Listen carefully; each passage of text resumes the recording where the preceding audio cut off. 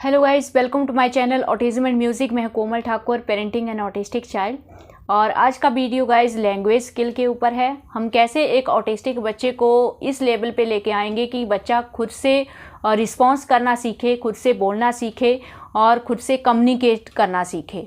तो स्टार्टिंग से हम लोग कैसे पाथ फॉलो करेंगे ये लेवल को अचीव करने के लिए। तो चलिए वीडियो को शुरू करते हैं। तो इसमें सबसे पहला स्टेप जो है गाइस वो होता है वोकैबुलरी। लैंग्वेज का सबसे बेसिक जो स्टेप है वो वोकैबुलरी ही है। बहुत से लोग पूछते हैं कि मैं उसकी लैंग्वेज स्किल के ऊपर कैसे वर्क करूं, मुझे सबसे पहले क्या करना चाहिए। तो सबसे पहले आपको यही करना चाहिए कि आप अपने सराउंडिंग के सारे ऑब्जेक्ट की नेमिंग जो है वो जितने ज़्यादा से ज़्यादा आप कर सकते हैं विजुअल दिखा के, फ़ोटोज़ दिखा के आपको बच्चे को सिखाना है बैठ के। तो इसमें आपको अच्छा खासा टाइम लेना है और अच्छी खासी बच्चे की वोकैबुलरी को डेवलप करना है। लगभग सारे सराउंडिंग ऑब्जेक्ट्स जो हैं वो बच्चे को आने चाहिए। Birds name, animals name, flowers name, vehicles name, sky object, घर के object, market, hospital, school, park, ground. तो ये सब कुछ जितना आप सिखा सकते हैं बच्चे को सिखाइए। देन उसके बाद जो हम लोग स्टार्ट करते हैं वो सबसे पहला कॉन्सेप्ट जो आता है वोकैबुलरी के बाद आपको फ्रेज स्पीच डेवलप करनी है, उसके बाद आपको सेंटेंसेस पे जाना है। तो आप क्या करोगे, वोकैबुलरी के बाद आपको स्टार्ट करना है यस और नो के कॉन्सेप्ट से, यानी कि हाँ और नहीं का कॉन्सेप्ट। अब जब बच्चे को वोकैबुलरी उसका अच्छा खासा डेवलप है, उसको ऑब्जेक्ट नेमिंग अच्छे से आ जाती है, वो श्योर है ऑब्जेक्ट आइडेंटिफिकेशन में, तो उसके बाद हम लोग सिंपली हाँ और नहीं का क्वेश्चन जो है वो क्वेश्चन आंसर उसको इंट्रोड्यूस कराएंगे। ये एप्पल है, बच्चा अच्छी तरह से जानता है कि ये एप्पल है, लेकिन फिर भी उसको पता नहीं होता है कि मुझे हाँ बोलना है या नहीं बोलना है। तो स्टार्टिंग में बच्चों को कॉन्सेप्ट नहीं होता है, तो कुछ टाइम जब आप प्रैक्टिस कराते हो यस और नो कॉन्सेप्ट की तो बच्चे कंफ्यूज होते हैं।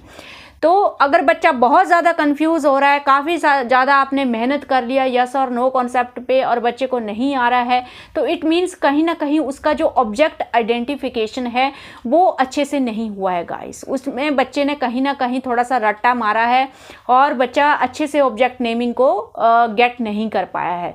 तो वो उसके पीछे रीज़न हो सकता है। तो उसके ऊपर आपको ध्यान देना है कि बच्चा सिंपली चीज़ों को रटे ना। समटाइम क्या होता है, बच्चा एक बुक में एप्पल को पहचान लेगा, लेकिन जब आप वही एप्पल आप दूसरी बुक में दिखाते हो या रियल एप्पल दिखाते हो तो बच्चा नहीं कर पाता है। तो ये चीज़ें इसीलिए मैं बोलती हूँ कि जो वोकैबुलरी आप विजुअल दिखा के बच्चे को करा रहे हो वही चीज़ बाद में आपको रियल में भी दिखानी है, डिफरेंट पिक्चर्स में दिखानी है, ताकि बच्चा हर हाल में उस चीज़ को आइडेंटिफाई कर सके। तो ये चीज़ की आप कोशिश कीजिए। तो यस और नो कॉन्सेप्ट इसके बाद बहुत ईजी हो जाता है, बच्चे ज़्यादा कन्फ्यूज़ नहीं होते हैं। आपको सिंपली ऐसे सिखाना है, ये क्या है, ये एप्पल है, तो बच्चा बोलेगा ये एप्पल है, जी हाँ। स्टार्टिंग में फर्स्ट टाइम बच्चे क्वेश्चन आंसरिंग को रिपीट ही करते हैं। तो अगर आपको ऐसा लग रहा है कि ये तो बहुत बड़ी प्रॉब्लम है, मेरा बच्चा तो क्वेश्चन रिपीट कर रहा है, आंसर भी रिपीट कर रहा है, वो क्वेश्चन आंसरिंग का कॉन्सेप्ट उसको नहीं आ रहा है, तो इसमें ना आपकी गलती है ना बच्चे की गलती है, इसमें ऑटिज्म की गलती है। ऑटिस्टिक बच्चे सब स्टार्टिंग में ऐसा ही करते हैं। तो इस चीज़ से हम लोग कैसे बचेंगे ये मैं आप लोगों को वीडियो में आगे बताऊँगी कि कैसे हम लोग बच सकते हैं कि बच्चा रिपीट ना करे। तो बच्चे को पूछेंगे ये एप्पल है, तो बच्चा भी बोलेगा ये एप्पल है। तो आपको खुद ही उसको आंसर बताना है, हाँ ये एप्पल है, और फिर आगे जाके आप फिर से एप्पल के ऊपर ही फिंगर रखोगे और फिर आप पूछोगे कि ये मैंगो है, तो आप फिर से बच्चे को सिखाओगे नहीं ये मैंगो नहीं है। स्टार्टिंग में आपको ही सिखाना है, आपको जेस्चर भी रखने हैं, हाँ और नहीं का जो साइन रहता है हमारे हेड का वो भी आपको साथ में करना है। ये क्यों करना है, बाद में आप बच्चे को हाँ और नहीं का प्रॉम्प्ट नहीं दोगे, बच्चा आपके फेस से समझेगा कि ये हाँ है और ये नहीं है, और कुछ टाइम के बाद आपको ये प्रॉम्प्ट भी बंद कर देना है।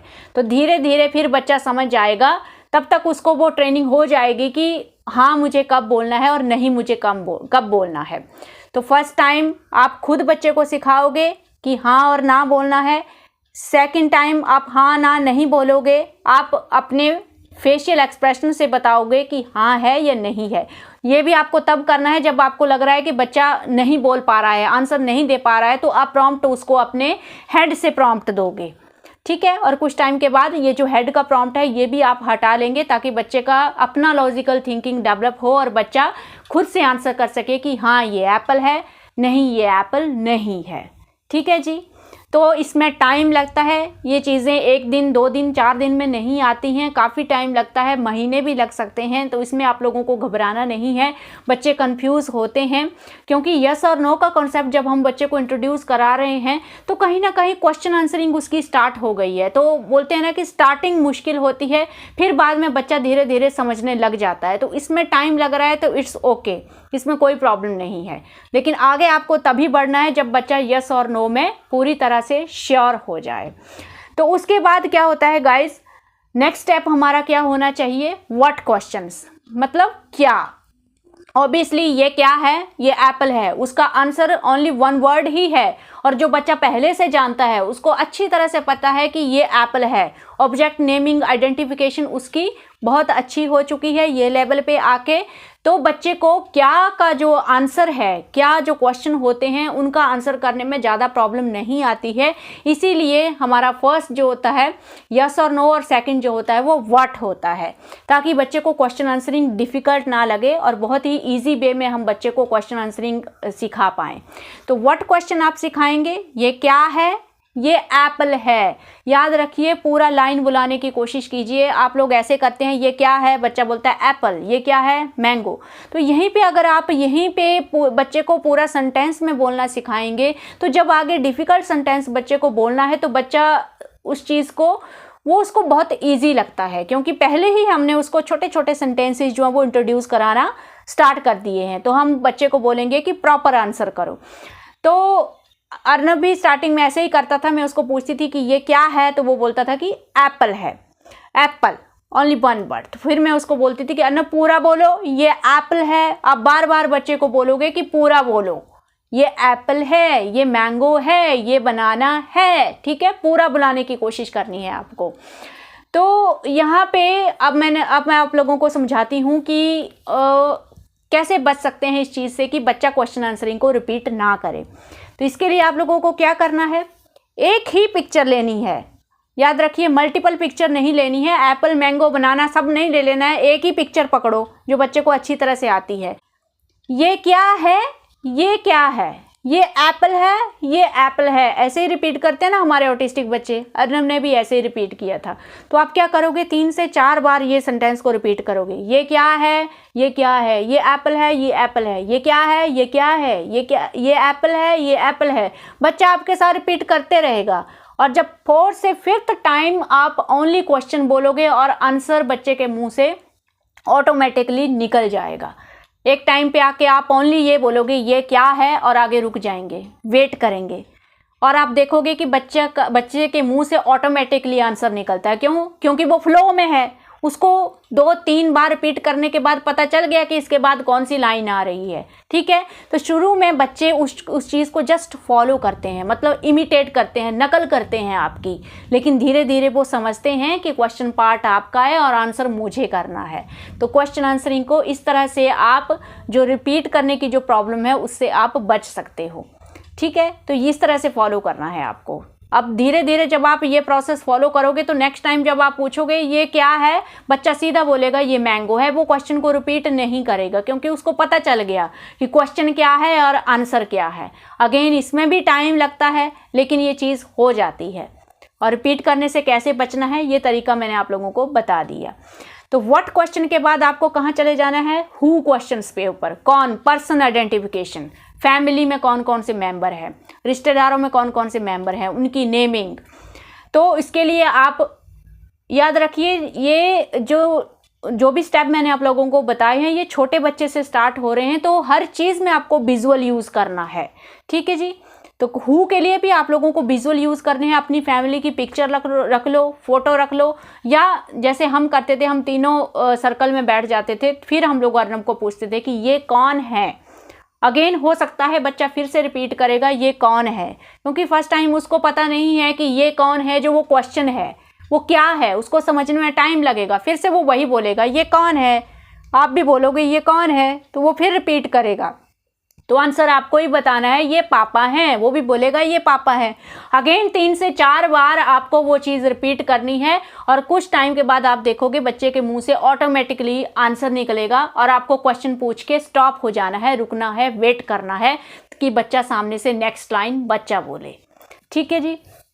तो डिफरेंट चीज़ों में आप लोगों ने डिफरेंट पर्सन की जो वो आइडेंटिफिकेशन करवानी है। अगर वो आपको आइडेंटिफाई करना सीख जाता है, ये मम्मी है, ये पापा हैं, तो धीरे धीरे जो आपके घर में फ्रेंड्स आते हैं, जैसे अर्नब सब ऑफिस के कुलीग्स को जानता है, फ्रेंड्स को जानता है, बाय नेम जानता है, क्योंकि हम लोग उसको सिखाते थे।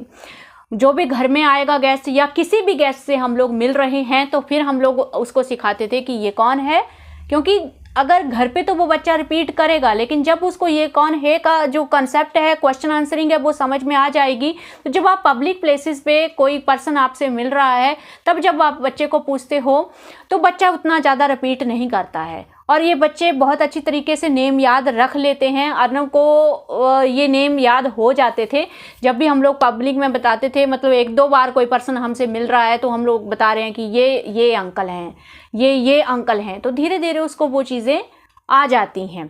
तो ये चीज़ें, ये दायरा आपको बढ़ाना है। ऐसा नहीं है कि ये बता दिया ये पापा है, ये मम्मी है, तो वहाँ पे रुक जाना है। जितना ज़्यादा से ज़्यादा पर्सन से आप मिल रहे हो, क्योंकि ये एक तरह से सोशलाइजेशन का बेस है ना, इसी से हम लोग बच्चे का इंटरेस्ट लेके आएंगे दूसरे लोगों के प्रति। तो वो चीज़ आपको, इसका दायरा जो है वो बढ़ाते जाना है। ज़्यादा से ज़्यादा पर्सन्स की नेमिंग आपको बच्चे को सिखानी है। तो अर्नब को इन चीज़ों में बहुत इंटरेस्ट आता था, मतलब जितने भी पर्सन हैं बाद में कि हाँ ये कौन है, अभी तो खुद ही पूछ लेता है, घर में कोई भी आता है कि ये कौन है, ये कौन है, उसको जानना होता है कि कौन है। तो मैं देख रही हूँ जब से उसने वो ये कौन है का क्वेश्चन जो उसके माइंड में बैठा है, तो कितनी सारी चीज़ें सीख गया वो। इवन घर में कोई कचरे वाला आ रहा है, लेबरर आ रहा है, कोई टेक्नीशियन आ रहा है, सब चीज़ें उसको कितनी जल्दी दिमाग में बैठ रही हैं क्योंकि खुद से पूछ रहा है। तो वो चीज़ को आप ध्यान में रखें, इस चीज़ का दायरा बढ़ाएं। तो फर्स्ट यस और no, second what questions, and then who question, and then where question. Where question भी बच्चे को स्टार्टिंग में बहुत ज़्यादा सिंपल बन जाता है अगर वोकैबुलरी बहुत अच्छी है बच्चे की।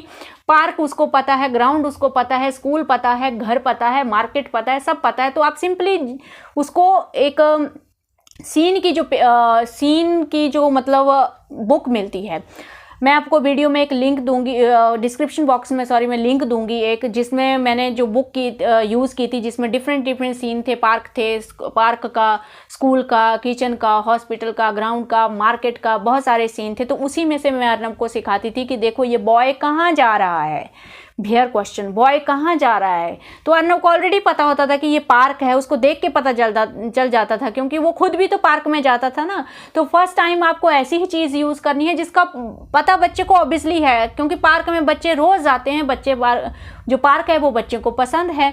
तो अर्नब बोलता था कि उसको इंटरेस्ट भी आता था। तो फर्स्ट सीन जो आप बच्चे को कराओगे तो वो कराओ जो उसको अच्छा लगता है। अब किसी को कार का वीडियो है तो आप मार्केट में रोड का वीडियो दिखाओ, रोड का विजुअल जो है वो सीन दिखाओ, जो पसंद है वो चीज़ें आप लो।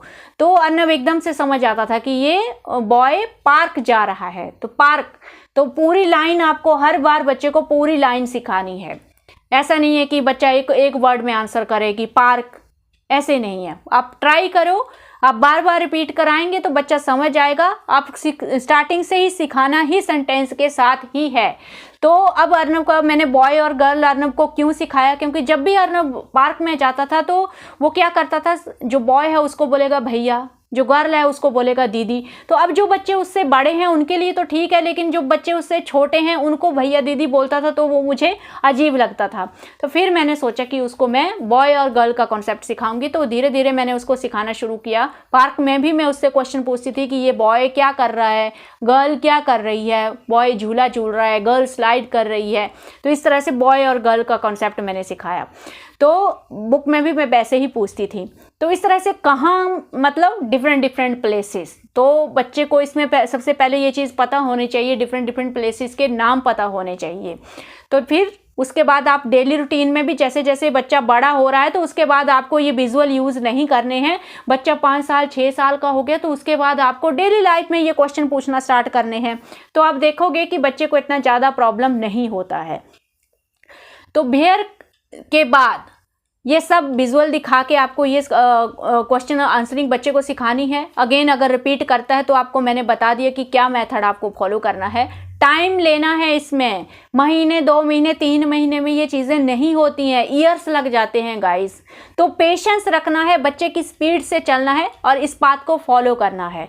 वेयर के बाद आपका आता है व्हाई क्वेश्चन, जो हम लोग बच्चों को सिखाते हैं, व्हेन क्वेश्चन, हाउ क्वेश्चन।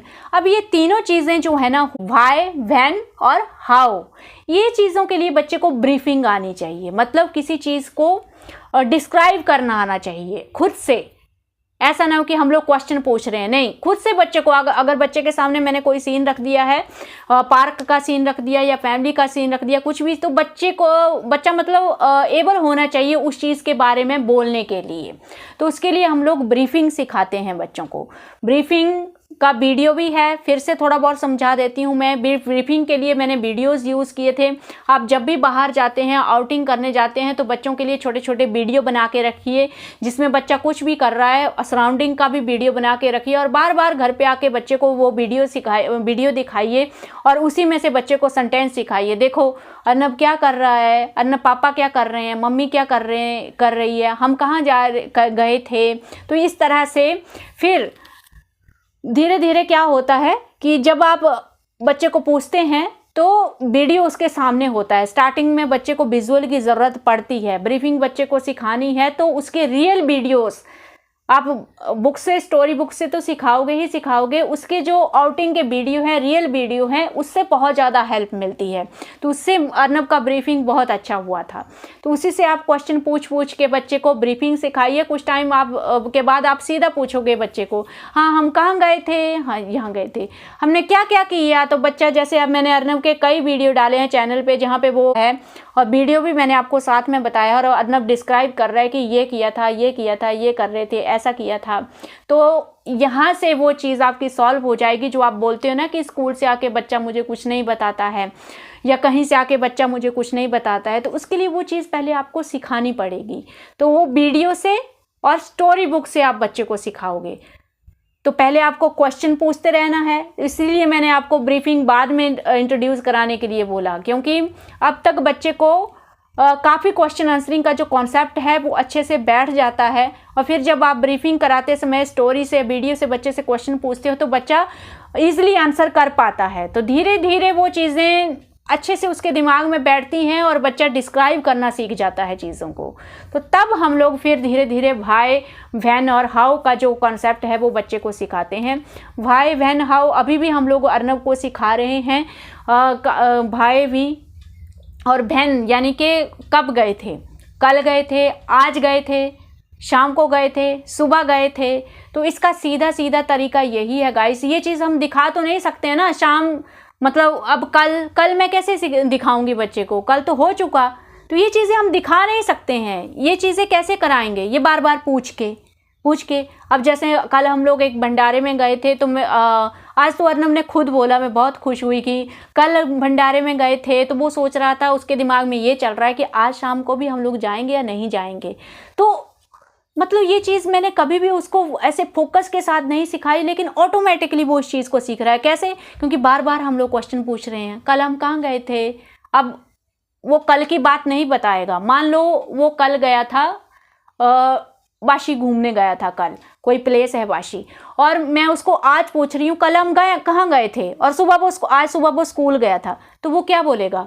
कल हम स्कूल गए थे। वो कल की बात नहीं बताएगा, वो आज की बात बताएगा, क्योंकि उसको पता नहीं है कि मेरे से कल पूछ रहे हैं या आज पूछ रहे हैं। तो फिर मैं उसको, वो काफ़ी देर आंसर करने के बाद वो डिफरेंट आंसर करेगा, मैं नहीं बोलती रहूँगी, तो वो नेक्स्ट टाइम अपना आंसर चेंज करेगा। और फिर मैं उसको बोलूँगी नहीं कल हम कहाँ गए थे, तो वो बोलेगा वाशी गए थे। तो इससे क्या होगा, उसके दिमाग में बैठेगा कि जब मम्मी कल बोल रही है तो मुझे कौन सी चीज़ बतानी है। तो बच्चे को अपने आप वो क्लॉक बैठ जाती है कि हाँ कल मीन्स रात से मतलब पिछली रात से पहले वाला जो दिन है उसका ये पूछ रहे हैं मेरे से। तो इसके लिए आपको बार बार पूछना है, आज कहाँ गए थे, आज स्कूल गए थे। शाम को कहाँ जाएंगे, शाम को पार्क जाएंगे। सुबह कहाँ जाते हैं, स्कूल जाते हैं। डिफरेंट डिफरेंट जो पूरा दिन उसने एक्टिविटी की, आज की एक्टिविटी और पिछले कल की एक्टिविटी आपको पूछनी है। और बच्चे को अब क्योंकि क्वेश्चन आंसरिंग उसको आती है, वो क्वेश्चन रिपीट नहीं करेगा, वो आंसर ही करेगा, डिफरेंट डिफरेंट आंसर देगा, वो रॉन्ग आंसर देगा। तो आप वेट करो, उसको आंसर देने दो। अगर सही आंसर तक पहुंचा तो ठीक है, नहीं होगा तो आप उसको बताएंगे। तो धीरे धीरे वो चीज़ भी अर्नब अभी सीख रहा है कि हाँ शाम क्या है, सुबह क्या है। जैसे हर रात को मैं सोने से पहले उससे पूछती हूँ कि सुबह हम क्या बनाएंगे, तो वो बताता है नाश्ते में। उसको ये भी पता है कि नाश्ते में राइस वगैरह नहीं बनता है, तो उसको पता है कि सुबह जो ब्रेकफास्ट में ये पोहा वगैरह, मैगी सब्जी चपाती बनती है। फिर मैं उससे पूछती हूँ कि हाँ दोपहर को लंच में क्या बनाएंगे, डिनर में क्या बनाएंगे। तो इस तरह से जो टाइम है उसके रिलेटेड आप बच्चे को क्वेश्चन पूछते रहेंगे तो अपने आप बच्चे को वो आइडिया लगता है। जैसे हम लोग गांव बहुत महीनों के बाद जाते हैं, लगभग 1 ईयर के बाद जाते हैं, तो अनु को पता है आप अम्मा के पास कब जाओगे, नेक्स्ट ईयर जाएंगे, क्योंकि मैंने ही सिखाया है उसको। और उसको पता है कि 1 ईयर उसके दिमाग में वो क्लॉक होती है ऑटिस्टिक बच्चों के दिमाग में। उसको पता है कि गांव हम लोग बहुत टाइम के बाद जाते हैं। तो इससे क्या होगा, जो मैंने उसको ईयर वर्ड सिखाया उसको आइडिया लगेगा कि ईयर कितना बड़ा होता है। क्योंकि एक नॉर्मल बच्चा तो ईजिली इमेजिन कर लेगा कि मंथ्स होते हैं और 12 मंथ का 1 ईयर होता है, लेकिन हमारे ऑटिस्टिक बच्चे इतना ज़्यादा नहीं सोच पाते हैं। तो अर्नब को पता है, अब धीरे धीरे उसको आइडिया हो रहा है कि 1 मंथ कितना टाइम होगा, 1 वीक कितना होगा। तो वो चीज़ का उसको आइडिया हो रहा है। तो उससे रिलेटेड, टाइम के रिलेटेड जो इवेंट हैं वो बच्चे को आप सिखाएं तो व्हेन जो क्वेश्चन है वो भी बच्चे को आएगा। और व्हाई और हाउ में मतलब जैसे कि कोई चीज़ उसने कैसे की। जैसे मैं उसको चाय बनाना सिखा रही हूँ तो आपने देखा होगा उस वीडियो में मैं एंड में उसको पूछ रही हूँ आपने चाय कैसे कैसे बनाई, आपने चाय में क्या क्या डाला। तो जो भी चीज़ हमने बच्चे को सिखाई तो एंड में हम लोगों को उसको ब्रीफ करवाना है कि हाँ आपने क्या क्या किया इस एक्टिविटी में। तो धीरे धीरे सिखाएंगे तो वो चीज़ें भी आएंगी। लेकिन व्हाई, व्हेन, हाउ ये लास्ट में आपको करवाने हैं जब बच्चे को क्वेश्चन आंसरिंग का जो कॉन्सेप्ट है वो अच्छे से आ जाए। बच्चा क्वेश्चन आंसरिंग को रिपीट ना करे, उसको पता हो कि क्वेश्चन का आंसर होता है। वो डिफरेंट डिफरेंट रॉन्ग ही सही, वो रॉन्ग ही आंसर करे चलेगा, लेकिन उसको पता होना चाहिए कि जो क्वेश्चन पूछा जा रहा है उसका कुछ डिफरेंट आंसर होगा, मुझे रिपीट नहीं करना है। तो वो लेवल पे आपको बच्चे को लेके आना है। देन आप व्हाई, व्हेन, हाउ। और इसकी आपको टेंशन नहीं लेनी है गाइज। व्हाई, व्हेन, हाउ अभी भी अर्नब सीख रहा है। जब तक लैंग्वेज फुली डेवलप नहीं होगी, अर्नब की भी नहीं है, तो तब तक ये तीनों क्वेश्चन परफेक्ट बच्चे को आना मुश्किल है। तो ये धीरे धीरे हम लोगों को सिखाने पड़ेंगे, तो इसकी टेंशन नहीं लेनी है आपको। तो बेसिक क्वेश्चन से स्टार्ट कीजिए। वोकैबुलरी यस और नो, व्हाट, यस और नो, व्हाट, देन हु, और हु के बाद वेयर। वेयर पे अच्छे से वर्क कीजिए। ये वेयर तक जो भी मैंने आपको स्टेप्स बताए ये बहुत ही सिंपल क्वेश्चन आंसरिंग है, जिसको आप वोकैबुलरी या फिर विजुअल दिखा के बहुत ही सिंपली इजी से बच्चों को सिखा सकते हैं। और जो नेक्स्ट लेवल बचे हैं व्हाई, व्हेन, हाउ, उनको आप धीरे धीरे सिखाएंगे। उनसे पहले आप बच्चे को ब्रीफिंग सिखाएंगे अच्छे से। ब्रीफिंग का भी वीडियो मैंने पहले भी डाला था और ये डिस्क्रिप्शन बॉक्स में भी आपको मैं लिंक डाल दूंगी। सो आई थिंक मैंने कोशिश की है। ये वीडियो बहुत लंबा होने वाला था गाइस, बहुत लंबा ही होता है ये। तो ये एक वीडियो में समझाना बहुत मुश्किल होता है, लेकिन मैंने आपको एक पैटर्न बताया है कि कैसे हम लोगों ने फॉलो किया, तो वो चीज़ आपको फॉलो करनी है। और अगर आपको कुछ भी कन्फ्यूज़न हो तो आप कमेंट बॉक्स में ज़रूर पूछिएगा। So thank you for today.